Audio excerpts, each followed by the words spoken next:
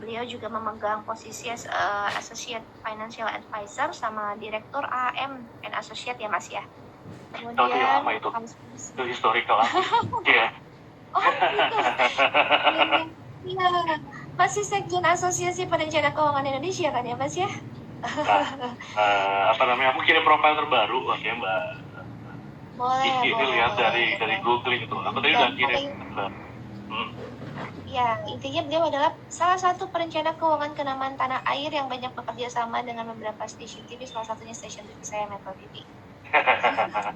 Thank you Mbak Kiki, suka diundang-undang. Ya, makasih ya.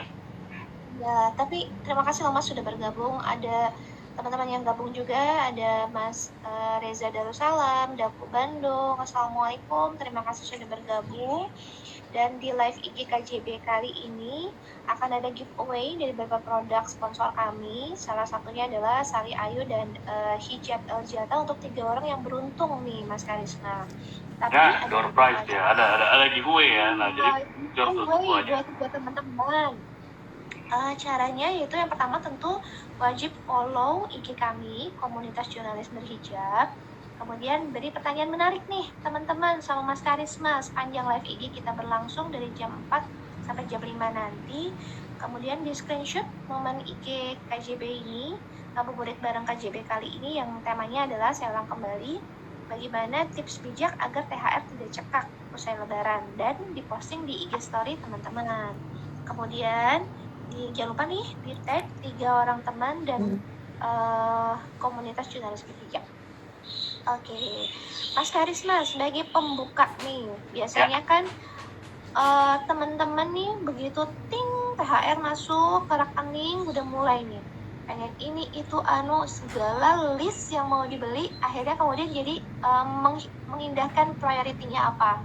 Nah, menurut Mas Karisma sendiri nih, THR itu posting-postingnya seperti apa sih Mas yang idealnya digunakan untuk apa aja? Oke, thank you Mbak Kiki, thank you Komunitas Jurnalis Berhijab ya, nggak pernah ketemu langsung dengan sering online juga, dan banyak juga diskusi secara offline ya, bukan offline sih, online juga via telepon karena kondisi pandemi nggak pernah ketemu gitu Mbak ya. Tapi alhamdulillah dipertemukan di sini sore hari ini. Sebelumnya aku mau menyapa dulu nih, Assalamualaikum warahmatullahi wabarakatuh kepada teman-teman semua ya, followers dari Komunitas Jurnalis Berhijab KJB ya. Salam kenal, saya Haris Muhammad Karisma, panggil aja Haris, tapi sudah diperkenalkan juga oleh Pak Kiki. Jadi kebetulan saat ini saya sharing-sharing terkait keuangan karena saya lebih dikenal sebagai financial planner gitu istilahnya ya. Nah, jadi menyambung nih pertanyaan yang tadi disampaikan Mbak Kiki terkait dengan THR. Aku nih mau mengembalikan dulu nih kepada definisi secara harfiahnya bahwa namanya THR itu tunjangan hari raya.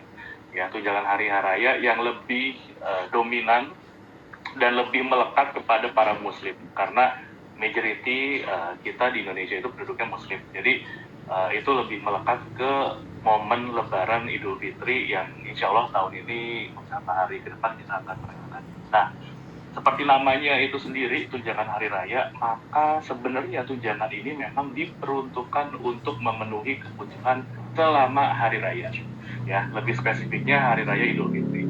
Nah, mengingat di Indonesia nih, Mbak Kiki ya, kita ngomongin Idul Fitri, kita ngomongin Lebaran, itu sangat tidak bisa dilepaskan dari adanya kultur yang di Indonesia itu kayaknya bisa dibilang cukup eksklusif ya, jarang-jarang di luar negeri itu pun ada, karena kalau di luar negeri mungkin mudik ada ya, pulang ke kampung halaman tempat orang tua dalam artian itu mungkin ada, tapi kalau diselingi sama banyak protokol-protokol yang seperti kita sering lihat ya, harus ada baju baru, harus ada ketupat ya, harus ada kasih angpau kepada saudara-saudara, itu sepertinya rangkaian itu cuma ada di Indonesia. Karena di luar negeri itu kumpul-kumpulnya ada, tapi nggak seheboh di kita. Nah, itu yang membuat akhirnya tunjangan.